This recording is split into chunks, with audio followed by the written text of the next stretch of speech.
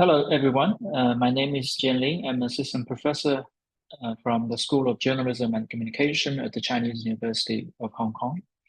In this lecture, I'm going to give you a general and brief introduction to the platformization of cultural production in contemporary China. Personally, I'm doing research about digital culture and platform media production in general, with a special focus on contemporary China, especially the globalizing China. Let me first share my slides. I'm going to start from the topic about platformization of cultural production in general, just to give you some basic theories and concepts. And then I will zoom in on the specificities of platforms in China, especially platforms related to media and social media platforms, right? So first of all, in terms of platformization, according to Dutch researcher and Canadian scholar David Nibor and Thomas Paul, the rise of digital platforms nowadays have become the dominant infrastructure and economic model of the global web and app ecosystem, and they have fundamentally shaped and penetrated through various sectors in the cultural industries. Right? For example, in the news industry, music industry, television, film, and many other traditional sectors, platforms like Netflix, right, BuzzFeed, and also Spotify, as well as many other streaming platforms, right? They have now become a dominant players in the distribution and consumption of media content. And that part actually speaks to the transformation brought by these digital platform companies to the existing, especially more traditional media and cultural sectors.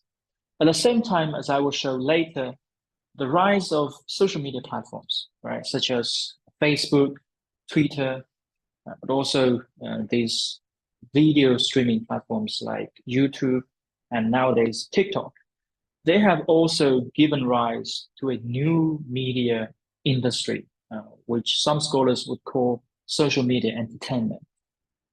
So more specifically, in terms of distribution and exhibition, especially in the more legacy and more traditional media industries, we can see now a lot of platforms like Netflix, Spotify, and including YouTube as well, they are operating as intermediaries in the multi-sided markets. Right? This really distinguished from in a more traditional sense from the legacy media industries, either television or music industry. Right? Think about maybe a decade ago or 2 decades ago, when we open our television and when we listen to music, right? What kind of networks would we choose? We either go to some CD shops, right, to buy some CDs, or we turn on our TV and we have to subscribe to particular TV networks. And however, nowadays we can simply open Netflix, we can open Spotify to have access to a wide range of music or television or film products. And in that sense, these platforms have managed to build up multi-sided markets in the sense that within the business ecology, these platforms operate as intermediaries. So they are not necessarily the producer or even the distributor of particular content, but they invite various participants into their business ecology and to exchange service and products, right, between content producers and end consumers or audience. At the same time, advertisers are also invited to join this game through various datafication technologies, right? So in that sense, platforms have managed to build up multi-sided markets in which advertisers, content producers, legacy distributors, as well as end consumers, they co-participate, right? And within this process, a very common strategy used by these platforms for monetization is called cross-subsidization. which means they provide most of their content for free to their viewers, right? For example, on YouTube, right, we can basically watch a lot of videos either professionally made or user generated for free. And the same also goes to platforms like Spotify, right? We can listen to a wide range of music products for free. And in exchange, we offer our data. So the platforms manage to gather a massive user base, especially database. And then they can use this database to sell advertising space to different advertisers or brands in exchange for advertising revenue. So this is like a very basic business model. Of course, we also have another model called subscription-based model, which applies to platforms like Netflix and also Hulu and Disney Plus, for example. Right, so we can subscribe to this platform service. Usually we pay on a monthly basis, and then we can watch a wide range of content. Right. And in terms of content moderation, this is also another very distinctive feature of today's platforms. They use algorithmic recommendation systems to feed content for content moderation and curation. Right. So in that sense, if we compare a newspaper from a platform like BuzzFeed, and if you compare radio stations, right, which often have DJs, right, human editors or DJs to create various playlists and then curate them and moderate them via streaming or live broadcasting. But today with these platforms, they use algorithms, recommendation algorithms to automatically generate a playlist for various users based on their own preference and online behavioral data. Right, so in that sense, there is a change, there is a shift in the logic of content moderation or knowledge production even, from editorial human-centered logic to algorithmic machine-based logic, machine learning-based logic. Right, so that's another very distinctive feature of today's platforms. And in terms of consumption, we also see how, as I mentioned earlier, these platforms adopted free or subscription-based model. And so culture in that sense is still commodified, but to a large extent, they're free, right? At the same time, cultural consumption becomes increasingly interactive, not only in the sense that users or audience can post comments, can interact with content creators or other producers online, but also users themselves can become content producers. So they can post their own content on various platforms, right? Especially on social media platforms. And thirdly, cultural commodities, according to Nieborg and Thomas Paul, become increasingly contingent upon the design and affordances of various platforms, right? So the traditionally linear production process are increasingly replaced or supplemented by an iterative data-driven process in which content is constantly altered to optimize for platform distribution and monetization. I think for this argument, Netflix can be a good example. If you have some background information or some previous knowledge about Netflix, you might know that in producing this original Netflix series, Netflix always try to calculate, right, based on their own massive user database and to provide a kind of production formula for various production teams to adjust their content production strategy. So in that sense, it also distinguishes from the previous Hollywood-based or producer or director-centered kind of production logic or strategy. Right? And this applies even more to social media platforms, which we will cover in a minute. So that's about the transformation of the legacy media industry. And now when we talk about new media industry, we have to talk about social media platforms. The rise of social media platforms have given space for the production, for the establishment of a new industry we call social media entertainment, or in other words, influencer economy or creator economy. According to Stuart Connie and David Craig, this social media entertainment is becoming an emerging proto-industry, which is fueled by professionalizing while previously amateur content creators. And these creators use new entertaining and communicative formats, including such as vlogging, live streaming, gameplay, and DIY culture, right, to develop potentially sustainable businesses, but also new forms of entertainment and culture across different social media platforms. And some of the general specificities or features of this new industry can be summarized as, first of all, when we look at these creators, they are not necessarily professionally trained, right? A lot of them start from being amateurish, right? So and also they're highly multicultural. So we can see creators from very diverse cultural backgrounds, either from Middle East, from Africa, from Latin America, from, of course, from Europe, from the United States, from China, right? But most importantly, they're also enterprising subjects in the sense that they're not just posting content for fun and for meaning, but also for monetization and for their own business and branding, right? And in terms of content and culture, these social media content produced by those influencers and creators are highly networked and relational, especially if we consider the formats of content, right? Either vlogging, live streaming, and DIY tutorials online. They take the format of communication instead of just showing creativity and their own idea. And the aim is to facilitate or to boost online interactions and finally to establish their own online communities, right, with other creators, but also with their own followers or fans.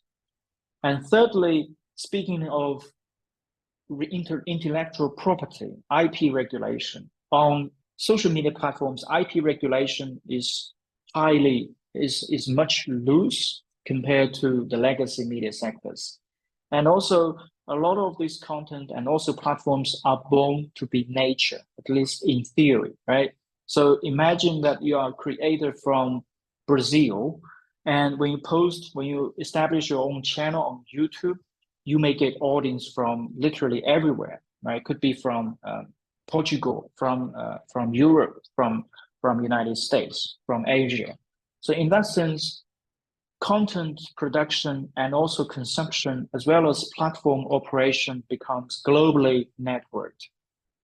And finally, speaking back to the point I mentioned earlier about contingent platform commodities, for social media entertainment, they are especially contingent on the affordances and design and business model of platforms, right? So if you are an influencer or creator on Instagram, then you might need to think about your strategies of content production differently from using platforms like YouTube, right? And YouTube also distinguishes from TikTok. And these kind of differences in the design of interfaces, in the functions of particular platforms and features matter to creators and also their content strategy, content production. So these are some general features of this new industry. And with these two components set, right, one about the transformation of legacy media industry by platforms, another one by the birth, the development of a new entertainment industry called social media entertainment, we can now talk about China, especially how these various social media platforms and also streaming platforms, how they operate in China, what are the unique features of them in China, and how do they interact with legacy media industries like music or television, but also how they invite a massive number of users to become creators on the internet. And here I have listed a few characteristics based on my own research and also other scholars. First one is called hyperplatformization and interplatformization, which refers to the platform affordances and also the business operation, the platform ecology of the entire landscape in China. And the second one is termed Portalization, which refers to the relationship between more legacy or professionally driven content or video platforms and social media platforms. And finally, I want to spend a little bit of time to explain the specificities of Chinese social media platforms. And one of these special affordance, we call it social presence. And I will give you some examples in my slides. So first of all, in terms of platform landscape, we can see how in China, these platforms become more ambitious and also more aggressive in the sense of penetration through existing industries. So not just about media and cultural industries. In China, well, this is also the case elsewhere. We have now platforms operating in a wide range, massive number of industries, right? For example, from our daily life, such as when you want to make digital payments, you want to go shopping, you want to find food, find nice restaurant, and also you can even use different platforms to order vegetables and daily supplies from nearby supermarkets. But you don't need to go there. You can simply open a particular platform, right? In China, we have for payment, we have Alipay and WeChat Pay. And for shopping, we have Taobao, we have Jingdong, we have Pinduoduo. And now there is also live streaming e-commerce, which I will talk about later.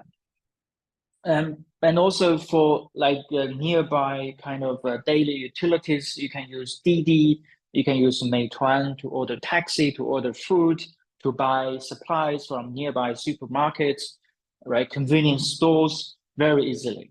But behind this kind of massive integration of existing industries into platform economy is actually a massive integration or incorporation of various kinds of labor, right? Think about the lives of those delivery workers, the lives of those people who manage warehouse, right? The life of those people who sit behind camera doing live streaming all day to sell goods, to promote various products online. So in that sense, platforms have penetrated through every industry in China, but also have penetrated through everybody's life, right? Especially daily life and work. And they have created thousands of jobs, but also they have led to the unemployment of many people, right? And secondly, hyperplatformization also refers to the fact that Chinese platform industry or platform companies have been highly financialized, but also monopolized, right? And you might hear from the news that in China there are three so-called the big three, right? Baidu, Alibaba, and Tencent. And now we may talk about ByteDance as a new giant as well. And these giant internet companies have, just like Google, Amazon, Apple have done in the West, in China they have dominated the entire platform economy, and they have used their own financial power to constantly merge and buy different smaller platforms. And in the end, in today, we can see a quite monopolist platform landscape in China. At the same time, the state also plays a key role in this process. On the one hand, they provide protection to some of these platforms by advancing various digital technologies and digital infrastructure.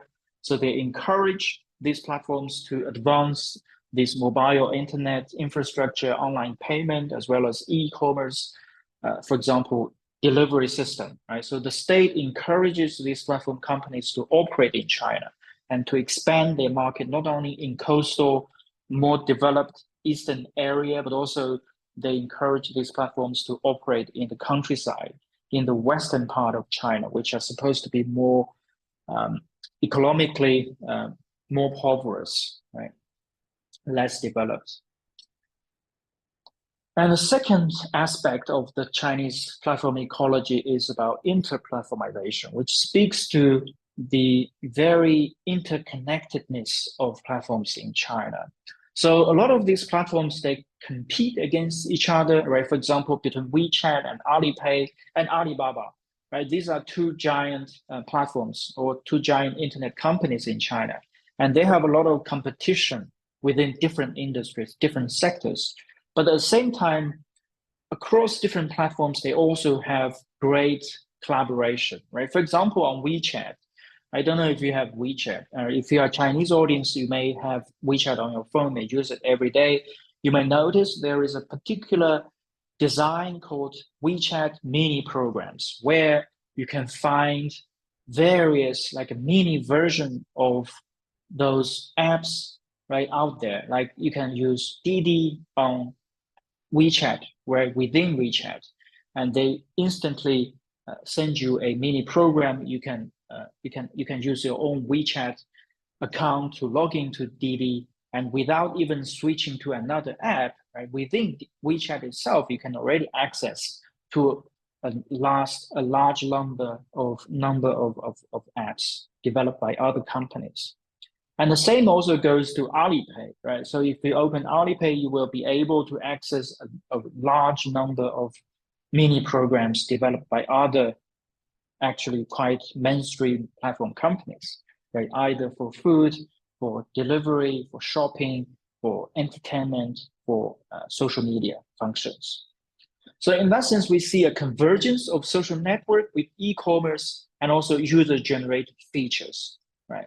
So it's very difficult now in China to really distinguish between what we mentioned earlier about legacy media and new media or social media, because all of them can be accessed through one single platform. And also the features they provide or the affordances these different media formats provide can actually be applied on one singular platform. So that's about interplatformization and hyperplatformization. And thirdly, I also want to talk about portalization, which actually builds on what I mentioned earlier about the distinction between legacy media platformization and the new media creator culture. And for Chinese platforms, we see a very interesting oscillation between on-demand portals or on-demand platforms and those user-generated social media platforms, right? I think the picture listed on the right side is a little bit outdated. For copyright reason, we cannot use more recent photos, but just want to use it as an example. These are some of the most popular in a while online on-demand portals, just like Netflix in China. But a lot of them have already got shut down or become less popular these days. But the dominant ones we can still find, for example, iQIYI and also Youku Tudou, and also Tencent Video. So they are the dominant streaming platforms, and we call them portals because they operate between more professional content producers like legacy content distributors, TV stations, and also professional TV and film production companies. So for these portals, they buy copyright from these production companies or TV networks, and they also invest in their original TV or film series, and then they broadcast them on their own platform, and they charge subscription fees from their users. So this is actually just like the Netflix model, right? We are very familiar if you are from the global context. But the difference is for some platforms in China, including Youku Tudou, iQIYI, and Tencent Video, they also allow random end users to post user-generated content on their platforms. So it's like a mixture of user-generated content and professionally produced legacy and copyright protected content. So in that sense, that's what we mean by it's not just about a clear distinction between portals and platforms, but actually an oscillation between being a platform and portal. So it's very difficult to give a very clear identity or label to those internet companies or internet applications in China. And finally, I also want to talk a little bit about the particular features of Chinese social media platforms, because they are the most dominant players in today's online media industry in China. when we talk about platformization, when we talk about digitalization, especially when we talk about digital culture in contemporary China, social media actually have become the most active and most vibrant places where we can find new development, but also continuations. So in terms of the affordances of social media in China, I think one key feature here is about the affordances of social presence, which basically means that technological innovations have created an online environment that allows us the perception of being present with the real person, right? So imagine that we are searching on the internet, right? Either you use Facebook or use TikTok or use YouTube or WhatsApp.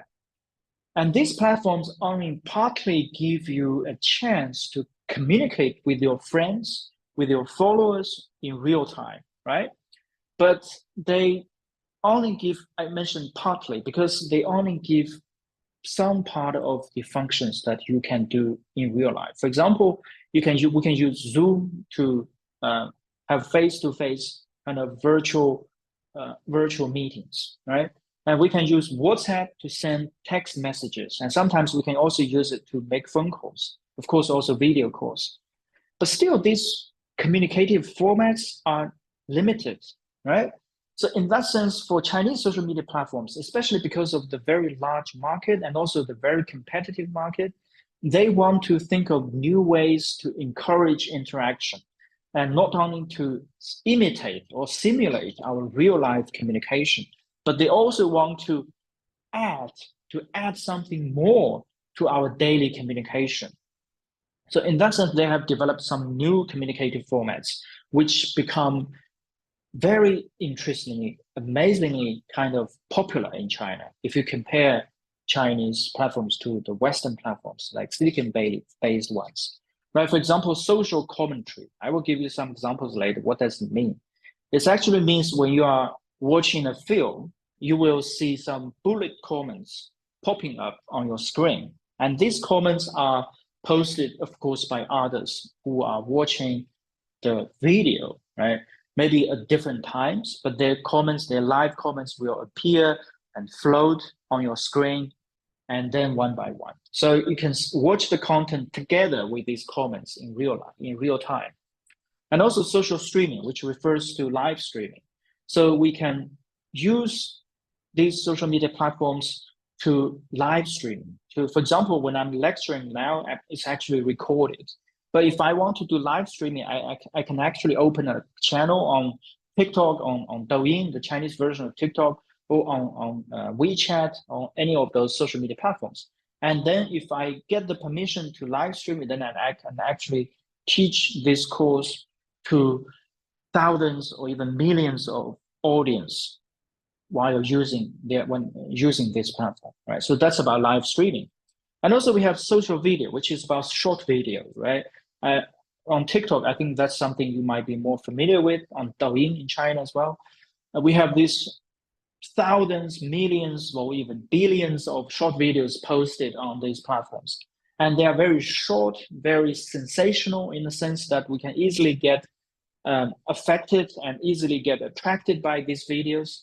And some of them can go so viral in the sense that we are also tempted to create our own video, to use the format provided by these videos, right? So these videos and also live streaming and also these comments, that not just mean to convey different opinions and messages, but they mean to build online community, to stimulate more interactions. And more interactions means also more data revenue for those platform companies, right? So in that sense, these affordances, these designs enhance social media platforms and create a viability through their frictionless ability to engage in monetizing online social activities, right? For example, 弹幕 or bullet messaging I mentioned earlier, right? So this design was originated from Japan in the platform called Niconico. It's an animation platform where users can watch animation series and they can post their comments on it.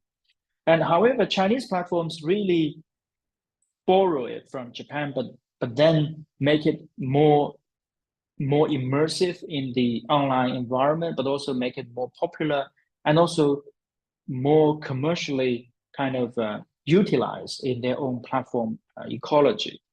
And this is particularly the case on platforms like Bilibili in China. You can have live interaction with other viewers while watching watching particular TV series or even user-generated videos. And these messages, these bullet comments actually become integrated into the original TV show or TV drama or film content or user-generated video. So it's really like a co-production between viewers and audience and the original content producers. Right? I listed a link here, so you can click on this link and watch the video. It's actually a more interesting case. I'm not going to show it here for the copyright issue. And another example of the affordances of social presence is about live streaming. I mentioned earlier, this live streaming is what has been widely used for game players to live broadcast their own gameplay experience. They have been also widely used by some platforms like Huya and Douyu to invite some good-looking girls and boys to dance, to show their creative skills, and basically to harness online intimacy with their viewers, right? And also live streaming has also been developed for e-commerce. So nowadays, if you open Taobao, a Chinese online shopping platform, or if you open Douyin, you will see a lot of video creators live streaming to sell different products, either cosmetics or furniture or plants even, and also agricultural products, right? So you can actually buy a lot of things through those live streaming showrooms. And how do they monetize? Of course, and that's about the business model, right? So when they're live streaming, when they are doing live e-commerce, or they are showing they're dancing in front of camera and live broadcasting to a large number of users, how can they make money? And this actually really distinguishes from the previous media kind of business model, right? For example, if you create a channel on YouTube, you want to make money, normally you have to sign with some advertisers or brands, right? You can then get some advertising revenue either from the platform or from those brands. But for live streaming, especially for live e-commerce, the direct income comes from online sales, right? And also, sometimes there are more established live streamers online, so they can sign deals with different brands, and then they can sell products for those brands to their own followers doing via live streaming. And that actually becomes a very dominant business model these days on not only e-commerce platforms, but also social media platforms. Another way of gaining income is called online tipping, and this especially applies to those good-looking girls and boys dancing and showing their creative skills, as I mentioned earlier. So, well, unfortunately, I cannot show you some videos for copyright issue, but if you're interested, you can actually look online, either on Chinese platforms, on YouTube. You can simply search for some videos to see how people doing live streaming, and then by showing their creative skills, they try to nurture some online intimacy, right, with their followers, and then create a digital virtual community online. And by doing so, these fans, these viewers will send them virtual gifts, which are like online currency. And then these creators can cash out from those online gifts, virtual gifts they received from their fans. So that has become very popular, especially in around 2015 to 2018, around that time. And we heard a lot of news about some millionaires, right? Some random or ordinary online user all of a sudden become a millionaire because of online tipping. So that's this entire business model, different ways of monetization, we call it the social plus business model. And it has still been innovating in China these days. So we can see there is actually a huge social impact of the development of these new business models in China. And then we have these two questions to think about while to finish this lecture, very short introduction. First, how is this platformization of cultural production actually regulated by the Chinese authorities? But also, how does such platformization and state governance can shape today's online culture? And these two questions, well, I don't have time to cover them in this lecture, but I also prepared a separate slides. So if you are interested in these two questions, you can actually check these extra slides for more information. And also in that slides, I prepare some extra readings for you. So thank you very much. I hope you enjoyed this lecture and also at least have a very basic understanding of today's Chinese platforms and how they implicate the media and culture industries in general. Thank you very much.